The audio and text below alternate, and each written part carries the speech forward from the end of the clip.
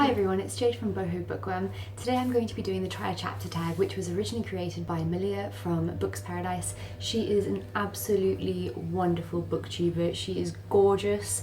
Her tag videos are so creative and she's just so full of life, and if you don't know her, please go and check out her channel. I will leave it in the description box down below.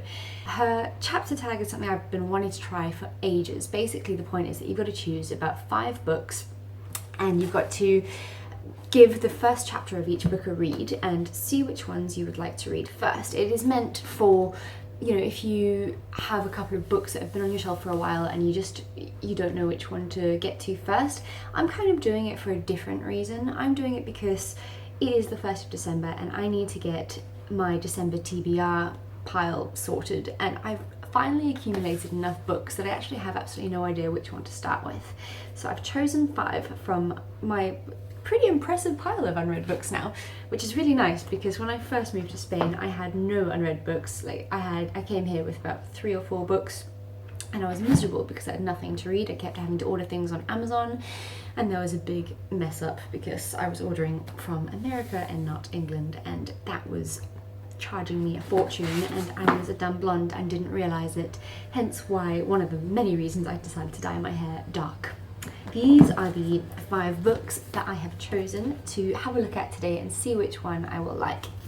The first one I actually bought yesterday in the airport in Manchester. It is The Readers of Broken Wheel recommend, and I only briefly read the back last night and I thought it sounded really good. It's about a 28-year-old girl who leaves Sweden, lady who leaves Sweden, and she opens up a bookstore in Broken Wheel, wherever that is. But yeah, it just sounded nice. Like, I love books about bookstores, and I like the cover because it's got a girl reading on it, so to me it sounded really good. So I'm going to definitely give this one a go.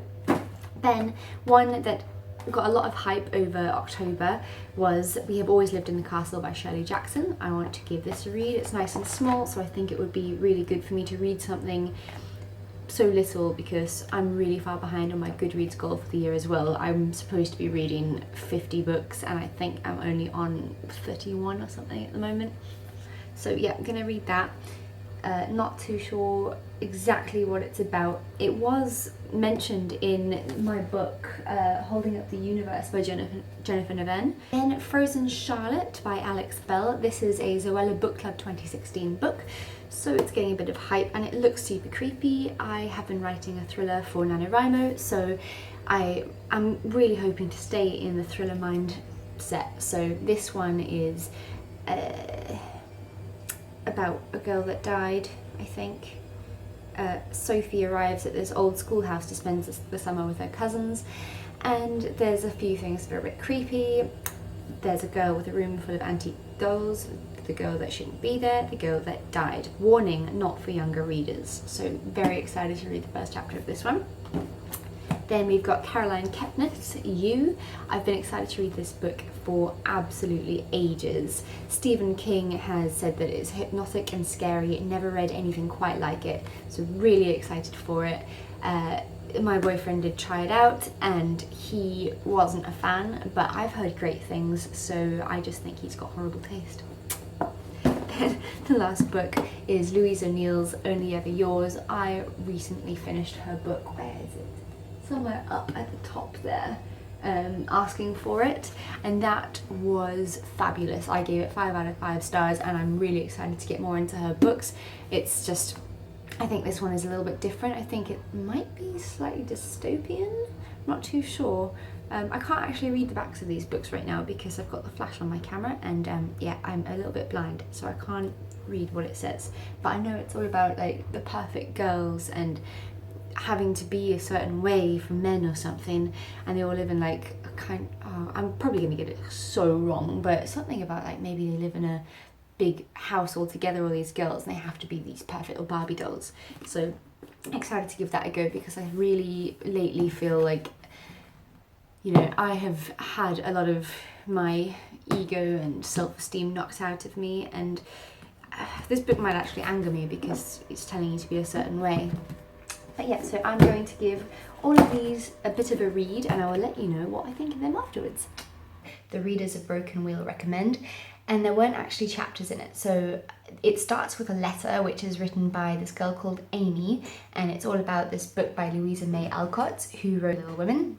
And it seems like her and the main character Sarah have this common love and passion for books, so they become pen pals. After the letter, there's a few pages of the story, and then it goes on to another letter. So what I did was just read until the second letter. As I mentioned before, it is a book about a girl called Sarah who's 28, and she leaves Sweden and goes to Iowa. That's where Broken Wheel is, which I found out through the first few pages. But she arrives and she's in the next town, and she's waiting for the girl that wrote these letters to arrive, but she's like over 2 hours late, and she's starting to get really worried. Eventually she gets this ride into Broken Wheel with an old man, and she realises that the town is pretty deserted. It's kind of like Wrong Turn kind of feel to it, or like there's one random diner, one tiny traffic light that's hanging from, you know, I don't know, it's a bit of a dodgy American town, I guess. There's all these subtle hints thrown around about why she's arrived in Iowa. It says that she just needs to escape life. So for me, I really enjoyed that part, because with everything that's happened in my life recently, you know, I also need to escape life and need somewhere to go. So it was really relatable for me in that aspect. She goes into the diner and realizes that, and she finds out that Amy, the girl that wrote these letters to her, has died.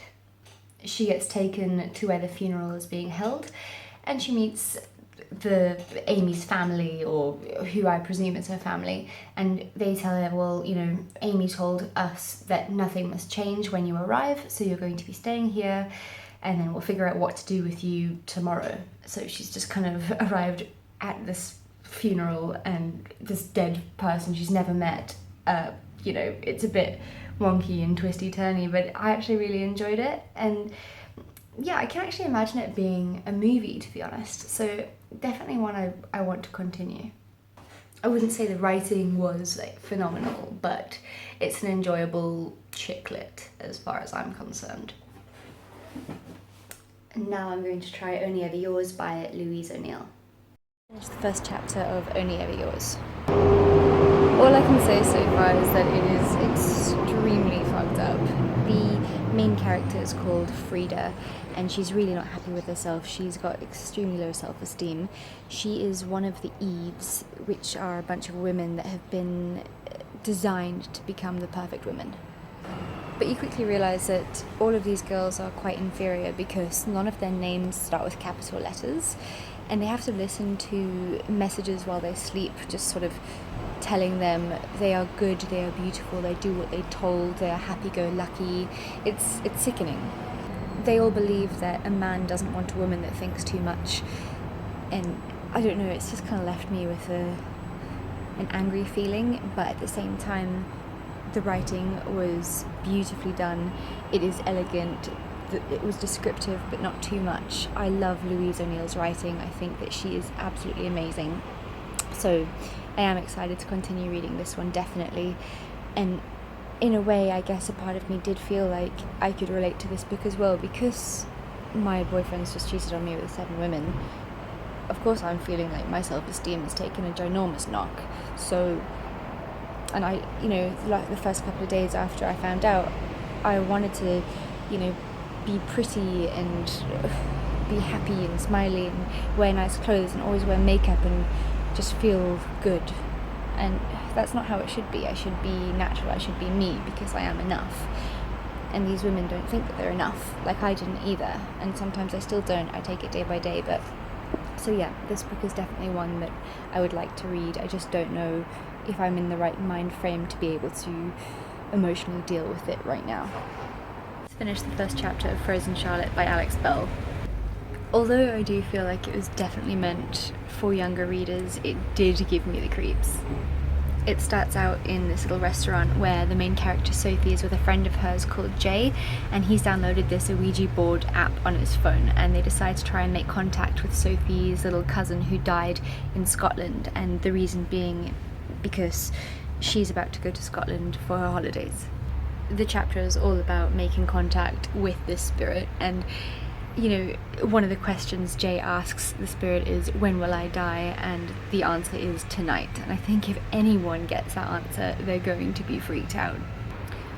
While they're busy playing the Ouija board game, the lights start to flicker in the restaurant and the phone screen cracks and everything just goes crazy. This waitress gets burnt with the deep fat fryer and half her body is just completely melted away, and it's kind of gruesome, you know, it's all about burning flesh and stuff. And it definitely did freak me out. After things calm down in the restaurant and Jay goes home, he is cycling home and he drowns in the canal. So he does die that night, and that's how the chapter ends. So it's definitely gripping, it's creepy, and yeah, the writing's big, like the text is quite large. I don't know if you can see that, but you know, so I definitely do think it might be for a bit of a younger reader, but I am enjoying it and I'm excited to continue. I just finished the first chapter of You by Caroline Kepnes, and you're in the mind of this really creepy, sex-obsessed guy that works in a bookstore. He's got this really weird fascination with Natalie Portman and one of the customers in the store. When the customer goes to purchase the books that she's got, they strike up a conversation, and all the while you're in his head, so you're thinking, you're reading what he's thinking about her, like about her nipples through her top, and if she's not wearing a bra, and that she's a dirty girl, and it's, yeah, it definitely left me with an uncomfortable feeling, but very intrigued. I love books about bookstores, like I've already said, and I've been wanting to read You for a really long time. It was a really short chapter, so that was a bit of a disappointment, but definitely want to continue with it. This is the fourth book I've read the first chapter of today, and 3 of them so far, this one included, have described eyes as being almond shaped or almonds, and I'm just starting to think, like, gosh, do these writers not actually have a better way to describe eyes than almonds? Just what I've picked up in the first chapter of 3 books I've read today so far. I have 1 book left for the Try Chapter Tag, and that is We Have Always Lived in the Castle by Shirley Jackson. It is a little bit of a longer chapter, so I'm going to take a bit of a break quickly, go and start dinner. I'm making a beef stew in the slow cooker, so I'm going to put that on and then I can sit down and enjoy this book. Perfect. I've got the slow cooker on, there's my lovely delicious stew bubbling away in there. I've got some broccoli on for my lunch, and now I'm going to sit down while my broccoli boils and or steams rather, and I'm going to enjoy the first chapter of this book. Hey guys, it's the next day. I just didn't have time to finish reading the first chapter of We Have Always Lived in the Castle by Shirley Jackson. Yesterday I did go fishing and I read a little bit while I was fishing.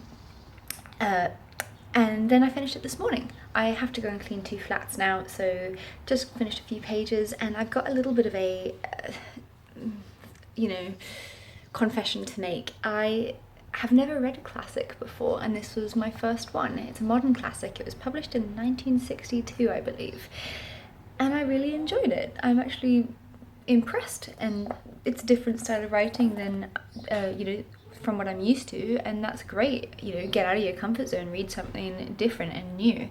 And Shirley Jackson is a treat. she's a classic. It's great. I thoroughly enjoyed this. I'm intrigued. I don't know what exactly is this, what's her name, Mary Catherine or something? Well, Mary Cat is kind of her nickname, I think, and her sister Constance. I'm not sure what's wrong with them, but the people in their town just seem to hate them and torment them. And she's the main character, Mary Cat, is like walking to the shop to go and get some groceries, and everyone's just tormenting her and telling her that she should just go get buried 10 feet under the ground. So I'm intrigued to find out what happened to this family, the Blackwoods, to make everyone in the town hate them so much. I'm gathering this is their house. And the beginning of the book says that the day that she went out to go get her groceries, she went to the library and got a bunch of library books, and she wondered if she would have chosen the books she chose differently if she'd realised it was the last time she was ever going to be outside of her house. So very intrigued and interested to find out what happened to this family and why they don't go out of their house anymore. So this is definitely one I think I'm going to be reading throughout the month of December, because I did enjoy it, but also because I am really far behind in my Goodreads challenge, and I think that something so little could definitely help boost me a little bit back up. I have absolutely you know, I don't think I'm going to be able to finish 50 books by the end of this year, but definitely this is going to be one of them. That brings me to my December TBR, which I have now figured out.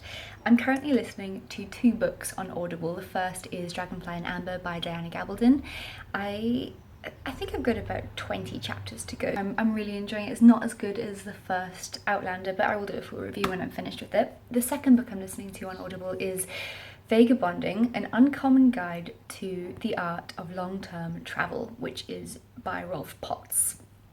This is a really small book. I think it's only about a 4-hour Audible book, so I've got about 2 hours left of it, and I might actually finish that today. And then because November was NaNoWriMo, I didn't read much, so I've only read 1 book in November, and that was Before I Go to Sleep by S.J. Watson.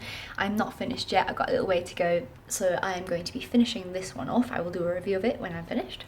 Like I said, Shirley Jackson's We Have Always Lived in the Castle will definitely be making the list. And then maybe one that you weren't expecting to see in this video, and something that is extremely out of my comfort zone, is Saga Volume 1. This is a graphic novel, my first ever graphic novel, and I just have to show you the first page because it is bloody hilarious. I was with my cousin in Manchester in this pub, and I was telling him, because he loves graphic novels and Marvel and all that, so I said to him, just have a look, see if you would be interested in it. And the first page, it's got this woman who's like going, "Arr!" And it says, "This is how an idea becomes real. Am I shitting? It feels like I'm shitting." And I just think it's so freaking funny. And just so you know that I'm not a creep, it goes on to her having a baby. So no, she's not actually having a poo. Oh yeah, and then the other novel that I plan to definitely pick up in the month of December is The Readers of Broken Wheel recommend, purely because I think I need something light and a little bit more fluffy after Before I Go to Sleep, which is a thriller, and We Have Always Lived in the Castle. The first chapter was a bit creepy. Like, it's not really creepy, it's just something a bit sinister about it. So this I think would be nice. It's about a woman that's going to have a fresh start. She's opening up a bookstore in this new town, and oh god, I would absolutely love to open up a bookstore. So to me, this book by Katarina Bivald, which I think is probably a Swedish name since the main character is Swedish.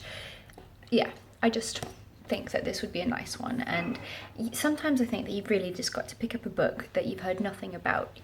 BookTube has always recommended me the most incredible books, but when I was in the bookstore in the airport the other day, this caught my eye. I've not heard anything about it, and I just got excited. And yeah, hopefully I can recommend you guys a good book that you don't often hear about on here. If you have read this book, let me know, because I'd be interested to know people's thoughts, but I'm quite excited for it. Anyway, let me know what you guys are going to be reading throughout the month of December, and if you've got any other recommendations, if you've read any of these books down below, please let me know. Yeah, that's about it for this video. I am extremely sorry that it is so long. Have a great day, guys, and I will chat to you soon. Bye bye.